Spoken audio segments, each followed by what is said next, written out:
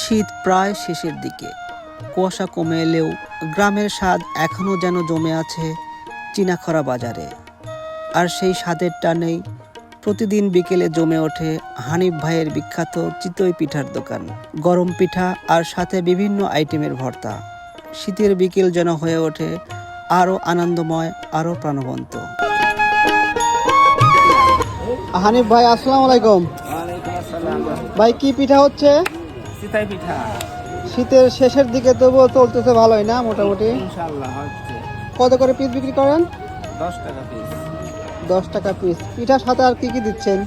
পিঠের সাথে আছে সরিষা বাটা, ধনিয়া বাটা, শুটকি বাটা, তারপরে রসুন বাটা। 5 রকমের ভর্তা না? ভর্তা আছে। ভর্তার জন্য তো কি আলাদা টাকা নিচ্ছেন নাকি? না, পিঠের সাথে ফ্রি। পিঠার সাথেই? আচ্ছা আচ্ছা।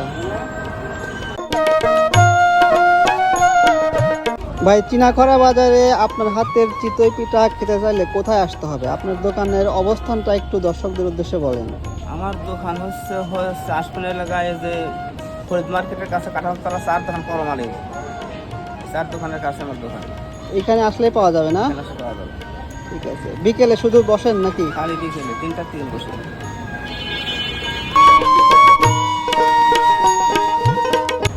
আসসালামু আলাইকুম ভাই। ভাই, এই যে হানিফ ভাই হাতের চিতই পিঠার স্বাদটা কিরকম? অসাধারণ।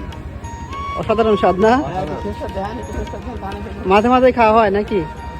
নিয়মিত খাই। অসাধারণ। প্রতিদিন কালকে খাইছি 5 খান। আচ্ছা আচ্ছা কালকে খাইছি 5 খান, আজকে আবার একটা খাওয়া শেষ আর আবার খান রানি। আচ্ছা। আমি 50 খানের অর্ডার দিয়ে বসে রয়েছি। ভাই, কয়টার অর্ডার দিচ্ছেন? আমি 50 খানের অর্ডার দিছি ভাই। 50টার অর্ডার দিচ্ছেন? বিজানে ভিডিও বানাবো, দুধ দিয়ে ভিজাবো। আচ্ছা আচ্ছা। বুঝছেন? এত স্বাদ। দর্শক, গ্রামের সহজ সরল জীবন আর ঐতিহ্যের স্বাদ পেতে হলে একবার ঘুরে আসতেই হবে চিনাখরা বাজারে হানিফ ভাইয়ের চিতই পিঠার দোকানে। বাংলার এই পিঠা সংস্কৃতি বেঁচে থাকুক হাজার বছর ধরে। ধন্যবাদ।